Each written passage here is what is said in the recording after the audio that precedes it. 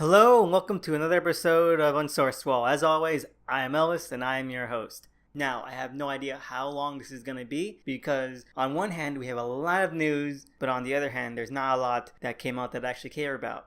We'll see how it goes, but first and foremost, let's start off with probably one of the biggest news pieces to come out this week, and that was, of course, James Gunn getting fired from Guardians of the Galaxy Volume 3. Now, this is a particular topic that has a lot of science to it, and some I agree with, and some I completely and utterly disagree with, but I had to concede some things as well. Let's get to the actual finite point of it, which is that James Gunn had, almost a decade ago, made a lot of really crass and insanely offensive jokes. Now, that's the bare bones truth of it. He made really disgusting jokes that covered, I don't want to repeat the actual topics, let alone recite any of the actual tweets as well, but they were just awful and abominable jokes even. But the thing is, and this is what I don't understand, James Gunn, he cut his teeth. He got his start with Troma Studios, and I know someone who has friends who worked as interns at Troma, and they're saying like this isn't the culture that they cultivate there. My friends, they say that this isn't something that goes on a daily basis inside the actual studio. But the thing is that James Gunn, he has, more than any other person I've seen work for them, really tried to put himself as part of the brand.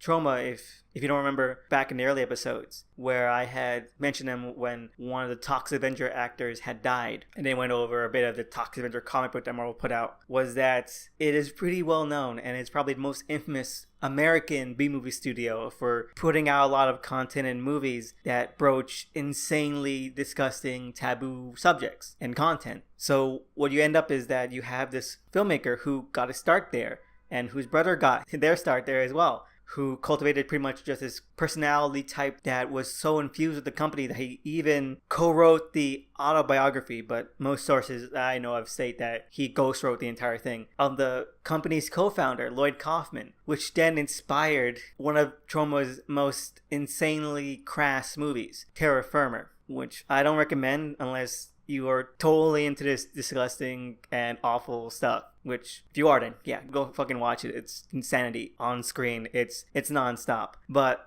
that's the thing. Without that kind of context, it seems like the Raven is a madman. But this is a guy who was really trying to wearing that patch on his sleeve, and he is definitely one of the most recognizable modern figures in the studio's history. Honestly, I'm not surprised, and I don't think that Disney was not in its rights to fire James Gunn. But the twist is that I don't think that they should have hired him in the first place if they were going to state what they did. And what Disney states is that James Gunn's tweets are completely at odds with Disney's morals and point of view and all that crap. The thing is, right, that's what he's most known for. These tweets existed before you hired him, and his filmography before you hired him. It's not like something that he was hiding. It's not something that you could have overlooked. Disney is a huge conglomerate, and at the point where they hired him, the Marvel Cinematic Universe was already in full sway, was already a huge powerhouse juggernaut. So you hiring him, and then years later, decade later, acting like somehow you're naive and innocent and you are ignorant is the rub. If you couldn't handle it, never hire him in the first place. But you rode the back of his success, you rode the back of his notoriety. Because let's be honest, they only hired James Gunn so they could say the guy who did Slither and Super is directing a Marvel movie. Just to get that, ooh, I want to see how that turns out. That guy is crazy. I want to see what kind of crazy Marvel movie he comes out with. That's the only reason they hired him. They hired him because of that whole personality wavelength they were trying to tap into, that whole demographic. And now that it's become inconvenient, they just kind of snub him loose and then they try to act like they never knew. To the point where a lot of people who I've seen comment on this, they don't even know James Gunn's own backstory. They act like, or they believe that James Gunn suddenly just popped into existence with the Scooby-Doo movie. It's ridiculous. And it's honestly very disingenuous on multiple fronts. Not the least of which is where all these complaints came from and stem from. But I won't get into that because it's mainly Disney's response to it and a lot of other responses to it I've seen from just the casual public. But without really understanding that that's where he comes from, that's just really trying to sell the brand. But it's also not something that he's ashamed of either. Even stuff like Slither and stuff like Super are a far cry from his Troma work. His response was pretty admirable, where he goes, yes, this was a part of my life, but this is something that I've grown past as a filmmaker, which is all fine and good. But he still respects it. He still had Lloyd Kaufman, even, the co-founder I mentioned, make a cameo in the first Guardians movie. Overall, I think it's just the most incredibly mind-boggling experience, just seeing all these takes on it, and a lot of them just missing all the actual key points of information and just making snap judgments. One of the most really aggravating ones was that anyone who makes these jokes like that cannot be a good person. And I'm thinking, like, does that mean that I'm a whole person for loving these, or at least loving a few of these insanely disgusting B movies? Because that's what they know they are. They know, and they revel in being just the raunchiest and most incredibly unbelievable B movies around. And that's something that they really wear as a sign of pride. They even have one of their taglines for their studio is radicalizing entertainment, which is honestly a pretty apt description because it is insanely radical in all senses of the word. James Gunn should have been hired, because if Disney was so really adamant about what they said in their statement, then why hire him in the first place? And that's all I can say. I'm not going to be stating that he should be rehired just because I want to see a third one. He can work under another director, it can work with different writing, as long as it's good. If anything is disgusting, it's on Disney's part for how they acted and what they said in their statement. Let's move on into some lighter news, because SDCC came out with a huge amount of trailers. And let's go into them. First of all, let's start off with Shazam from David F. Sandberg, starring Zachary Levi. Overall, I like the trailer, but it does miss the crucial thing that I really want to see in the trailer. And I'm not going to be too hard on it because it's a teaser, so obviously just going to be a small smattering of things that they have done. Although there is one thing that I know they've already completed and has been shown in other territories that I am astounded they didn't put into this one, because it's a crucial element.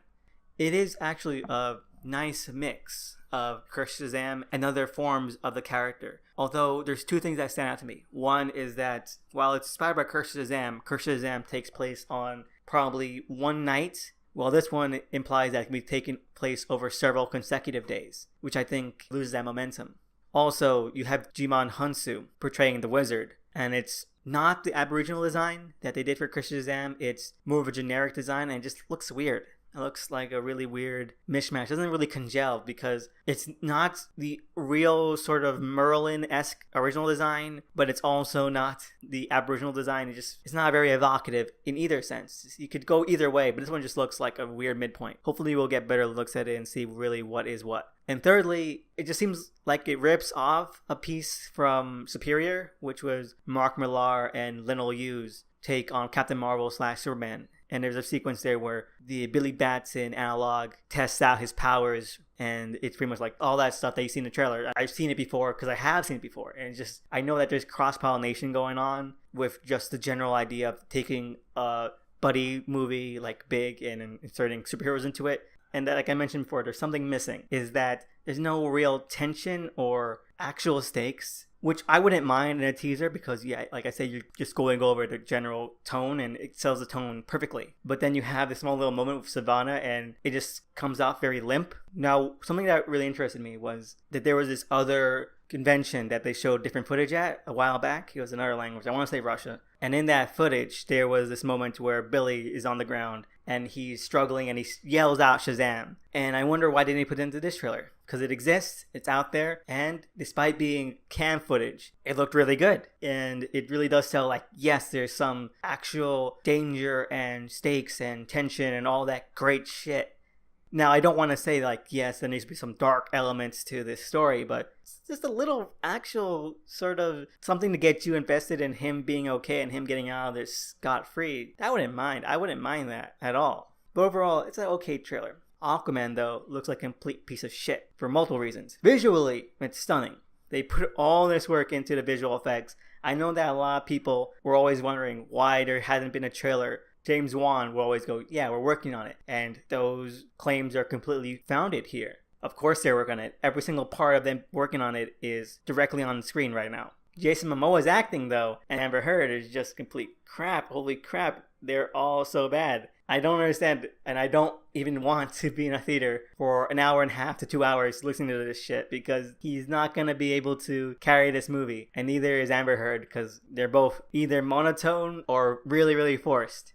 Black Manta looks cool, though. Ocean Master looks cool, despite him being a very flat villain so far. Throne of Atlantis and the New 52 version of Ocean Master was incredibly interesting, but they seem to be going straight into some really boring elements of him that have been seen again and again, and without the natural twist of them actually feeling like brothers or being brothers, kind of like a Prince of Egypt kind of way. It loses out immensely. So it looks like a real slog of a movie despite all this work and money being put into it, which is a shame. If I'm wrong, then hopefully it'll turn out to be great. But right now it looks like something that I wouldn't even watch on a camera. Anyway, our last trailer was for Glass, the M. Night Shyamalan movie, which is the third part of the Unbreakable trilogy, as I mentioned before. And as a first trailer, it has its good points and its wonky points. The wonky stuff, I think, is something that carries over from pretty much any M. Night movie, even the good ones, which is the dialogue is sometimes pretty off, where you don't really believe it, which is a shame because this trailer is front-loaded with it. That whole monologue from the psychiatrist, it feels a bit too blunt, put it that way. The rest of it looks pretty damn great.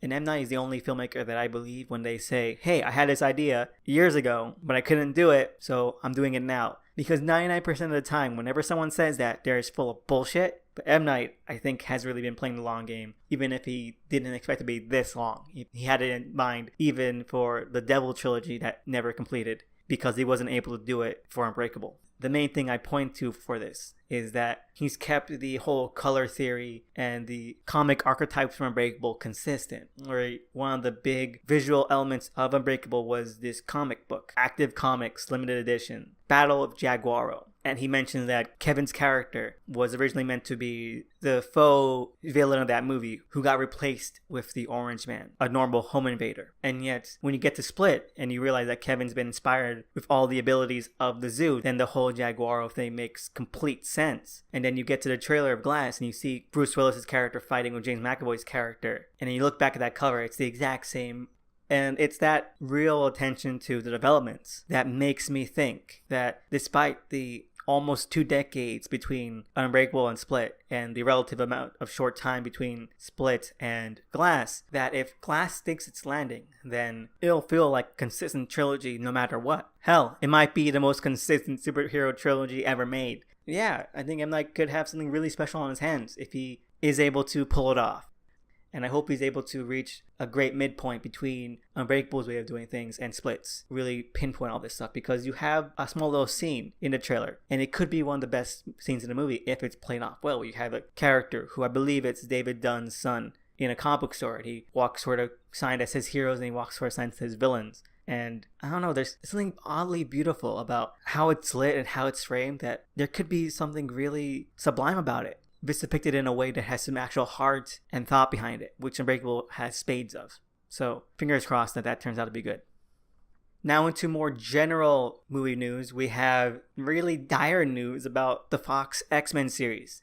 There are rumors that X-Men Dark Phoenix and The New Mutants are going to be scrapped and shelved, despite both of those movies being done. Now, of course, this is all very take with a grain of salt, but I can see it happening because The New Mutants was already pushed back so much after its original release time frame that I can honestly believe that they're going to shelve it. Why would they start a franchise when on the cusp of a merger with a company that is probably going to reboot everything except for Deadpool so they can milk that one out for a fine little trilogy? But X-Men Dark Phoenix, it's already gotten all this media promotion. We have Entertainment Weekly covers, we have reveal photos for the cast. It's probably not going to be shelved. But I wouldn't mind that being shelved because Apocalypse, I loved it. I think it's a great note to end on.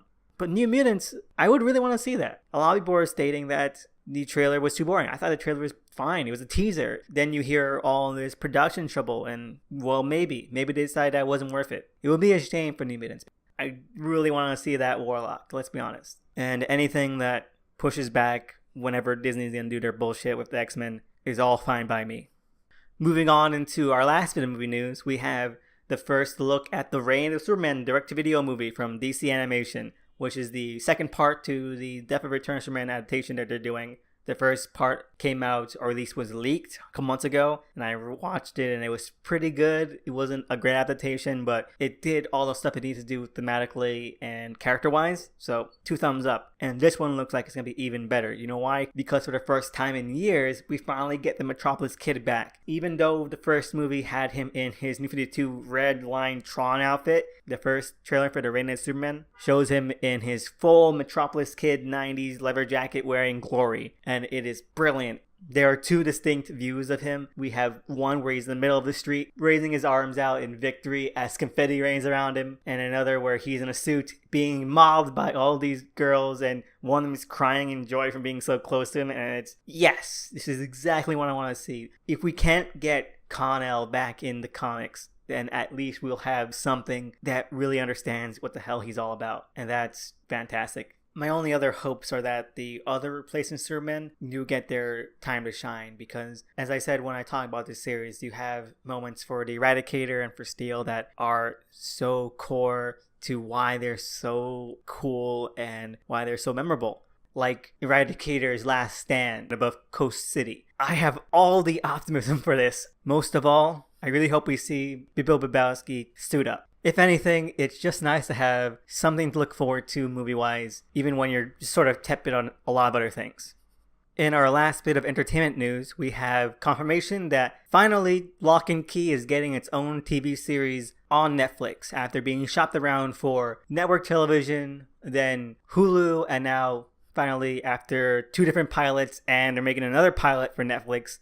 But it's just nice that each different attempt at this is going to be its own fresh thing. I know that there were screenshots of the first pilot, which I think was for NBC, that looked really good, but the pilot never leaked, so we'll never see it. But I think that first attempt had the best cast. Lock and Key by Gabriel Rodriguez and Joe Hill is probably one of my favorite Stephen King-esque series in a long time, which isn't a coincidence because, as is well known now, Joe Hill is Stephen King's son, and he definitely tries to emulate his father in his writing style with his novels and in this comic. He's definitely mining from a well that he knows is very popular. Lock and Key, though, I think will make a great series because, like the Invincible cartoon when that was announced, it has all the elements necessary for something that can be mined multiple seasons from, where you don't have to elongate anything or you have to add in all these unnecessary crap. It's definitely set up where you can just expand and not just substitute in things that were never there. One of the best examples of this is that even though I love this series, it really does skip over a lot of necessary plot elements that it just assumes we'll understand, even though in essence it comes out of nowhere. That being this implied relationship between 2 of the side characters who barely kind of spoke to each other romantically, and yet at the end they're vaunted as some sort of really romantic and very inspiring couple. And we've never seen any of that develop. It just happens out of nowhere. And I placed that on an issue which covers an entire span of time between arcs that is told really well. It tells the tale of this time skip in an incredibly interesting way, but it didn't need to happen. It just felt like they're doing it to just rush ahead of things. So as a TV show, they don't really have to rush. They don't really have to skip over anything. They could just show all the events of that time skip and hopefully develop some of the stuff, like I said, that came out of nowhere that didn't have the impact that I think Hill wanted. I'm excited for it. It's a great concept. It was a great series. Even though it fumbled some things, it was definitely worthwhile read. Hopefully it all turns out good and that Hill doesn't share his father's unfortunate luck in adaptations. For the last bit of news, I just wanted to get into some of Tom King's thoughts and comments about his upcoming Heroes in Crisis and a lot of the other things that he's been involved in. Now, he's won an Eisner Award for Best Writer for a couple of things, some things that I think he deserves it for, and then Mr. Miracle, which you already know I think is complete hogwash. Same thing with Mr. Rod's hogwash. But Heroes in Crisis, I think, deserves a little bit more attention because we hear more details about it. Stuff like it's a mass shooting and that Harley Quinn and Booster Gold are the main heroes because Harley Quinn is Survivor, and that's heroic and inspiring, despite her character being none of those things. Something that really did stick out to me is that because of something that Danny Dio said in defense of Batman number 50, where he said, yes, we're not doing the wedding because weddings age characters or they're the end game goal, which is not surprising. Danny Dio has said the thing multiple times before. Some of the reactions I've seen is using these comments in order to explain away that Tom King didn't mess up and he's still a great writer. It's that he's hampered by Danny Dio's craziness and shittiness. One comment that I saw said this: "Oh, Tom King, I'm so sorry you have this thing for your boss. Like usual, people are just blaming Dan DiDio for all this stuff. And yes, he has a particular set of philosophies and ideas about how heroes should relate to their stories and what should be done, what shouldn't be done. One most telling thing is that in the Necessary Evil documentary that came out to coincide with Forever Evil, way back when, he states that he believes that heroes should suffer, and they should suffer a lot because it makes us root for him and it's more dramatic and dynamic. So yeah, he's that kind of person. But I don't know, I think it's just sidestepping the issue of how crap Tom King's writing has been, of how horrible Heroes in Crisis sounds, if we're just using Dan DiDio as a scapegoat, because these are things that Tom King has been doing for a long time now. And Heroes in Crisis has all of Tom King's hallmarks. It's not that suddenly he's being strangled by Dan DiDio to do this thing. No, this is what Tom King is doing and what he continues to do. I just want some perspective on that. And with that, let's move on to what I read this week, which I said at the start isn't a lot because I don't think that there's much that came out that I am entirely interested in. I think maybe only 2 or 3 comics, and let's start with the most debated one. Doomsday Clock number 6. We're halfway through this series and almost nothing of substantial impact has happened. There's been slight plot beats that feel like they're interesting, but they just also feel really dragged out and not really expanded upon, which is weird because it's halfway in, and so you expect the story to actually have momentum at this point, but so many things are up in the air that it just feels like lopsided. Like if the next 6 issues are really packed, the first 6 issues are going to stand out, and if the next 6 issues are exactly like this, it's just going to have what I fear only a build up to something else. Like my main fear right now is that Doomsday Clock, which is the furthest point of the DC timeline, where if it ends and everything else is caught up to it, then it could just start an event. And I honestly think that's a real possibility because there's so many things that it's not really doing anything with. It's just setting up plot threads in itself. Yeah, that's something I think is really going to happen. Then you have this really weird disconnect with what its stated intent was, where you heard Johns describe it as a Superman story, and yet Superman has only appeared in the first issue for 3 pages, and then there's preview art for an unspecified future issue that's come out. You just feel very jumbled, and that it doesn't know what it wants to be. It feels like a huge mess. Not to say that it is unreadable. I think Gary Frank's art is pretty great, and he does the 3x3 very well, and that Johns here and there understands that as well, and adds in more isms where you have the conjunction between panels and future panels and pages as they crisscross, which Moore did and still does. Just the story isn't there, and some of the plot beats just fall flat. I have no idea how this is going to end up, but right now it's just not looking good. Although I have to say, I do like Mime and Marionette. They're cute. Moving on, I think the only other thing I read this week was Venom. And it's worth it to note that Donny Cates, who is writing Venom, is also doing a revamp of Marvel Max. So that's coming back, and hopefully it will be able to reach the heights of what Marvel Max was at its peak. Plus, it's nice to know that Marvel Max will be continuing after the Platoon really did put it back on the map and give one of the best Punisher and Marvel comics the last couple of years. So that's nice. But back on Venom, it's still really fun. But I think that the main draw is Ryan Stegman's art because he draws all these really gnarled and twisted vistas so great. I just love going through and finding it incredibly lush and somewhat unnerving. Plot right now is pretty much just stalled for the mandatory. Here's where we explain exactly what the villain is and what the conflict is for 20 pages. And it's interesting, and it definitely spits in the face of everything that Bendis did with the cosmic Venom stuff. So that's a plus. But it does deflate my enthusiasm a little bit because it sidelines Grendel, or it doesn't really do anything with Grendel like I had hoped from the first issue. Instead, it makes it just a Thor thing, and that just felt like a real letdown. But still, it's not at the level of Immortal Hulk, say, but it's still one of the better, more entertaining things that Marvel is putting out right now, at least in that slight horror niche, and that is definitely worth its own merit. Other than that, I think that's pretty much everything I read this week. I know Action Comics number 1001 came out, but fuck if I'm reading any more of Bendis' Superman. Man of Steel was a mixed bag at best, and Superman number 1 was complete shit. So hell no, I am not even reading this just to see what the hell the deal is about. So hopefully the next couple weeks will be much more interesting with what comes out. Because at this point I've actually dropped a lot of things. I don't know, it'd be nice for there to be some shakeups or something that surprises me. Anyway, let's move on to listener questions. We have one today from the ever-amazing Medea, and their question is, hopes about a Legion of Superheroes or JSA revival. And that's pretty interesting because as we've seen through Doomsday Clock, we're definitely getting all of that hints about the Legion and for the JSA. Plus, you have things like Electric Warriors coming out, which I mentioned last week, where you have them filling in the gaps between the Kamandi, Great Disaster, and the Legion era. So honestly, I think that we're going to see anything a little bit more indelible. We're going to see it hopefully in Electric Warriors because it's going into all of how Earth goes back and becomes a political power in space again. That definitely has a lot of potential in seeding the grounds for the Legion and for their respective planets and all that great immigration type stuff.